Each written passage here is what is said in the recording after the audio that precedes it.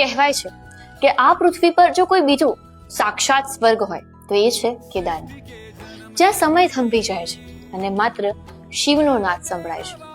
સ્કંદ પુરાણ સાક્ષી છે, જ્યારે દેવાધિદેવ મહાદેવ માતા પાર્વતીને કહ્યું હતું કે આ સ્થાન એટલું જ અનાદિ છે જેટલો કે હું પોતે. 12 જ્યોતિર્લિંગોમાં સૌથી ઊંચાઈ પર બિરાજતા બાબા કેદાર, જેમણે પ્રલય જોયો છે, કુદરતનો કેર જોયો છે, પણ યુગોથી જે અડીખમ ઉભા છે. ચાલો જાણીએ આ રહસ્યમય અને દિવ્ય ભૂમિની અદ્ભુત ગાથા. વાત છે દ્વાપર યુગ. મહાભારતના યુદ્ધ પછી પાંડવો ગોત્ર હત્યાના પાપમાંથી મુક્તિ મેળવવા મહાદેવને શોધતા ઉત્તરાખંડ પહોંચ્યા, પણ ભોળાનાથ તો દર્શન દેવા જ નહોતા માંગતા. શિવજીએ મહિષ એટલે કે પાડાનું રૂપ ધારણ કર્યું અને ભૂમિમાં સમાવા લાગ્યા. ત્યારે બળશાળી ભીમ પૂંછડી પકડીને એમને પકડી પાડી.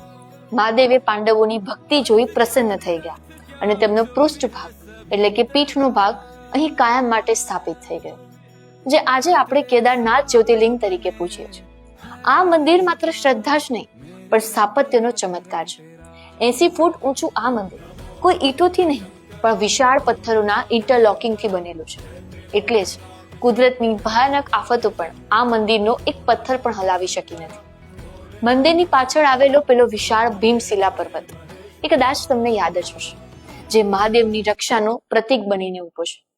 કેદારનાથ એ માત્ર એક મંદિર નથી પણ દરેક શિવ ભક્તનું સપનું છે, જ્યાં મહાદેવની જટા, મુખ, ભુજા અને નાભીની પૂજા અલગ અલગ સ્થાનો પર થાય છે. અને હા, તમને જણાવી દઉં કે બાબા કેદારનાથના દ્વાર 22 એપ્રિલ અક્ષય તૃતીયાના પાવન અવસરે ભક્તો માટે ખુલવા જઈ રહ્યા છે. તો કોમેન્ટ બોક્સમાં જરૂરથી જણાવજો કે તમે બાબાના દર્શને ક્યારે જવાના છો. અને હા, જો તમે આ વખતે કેદારનાથ જવા આતુર હોય તો કોમેન્ટ બોક્સમાં બાબા કેદાર પણ જરૂરથી લખજો. અને ધર્મની આવી જ જાણી અજાણી વાતો માટે લલકાર ન્યૂઝને લાઈક, શેર અને ફોલો જરૂરથી કરજો.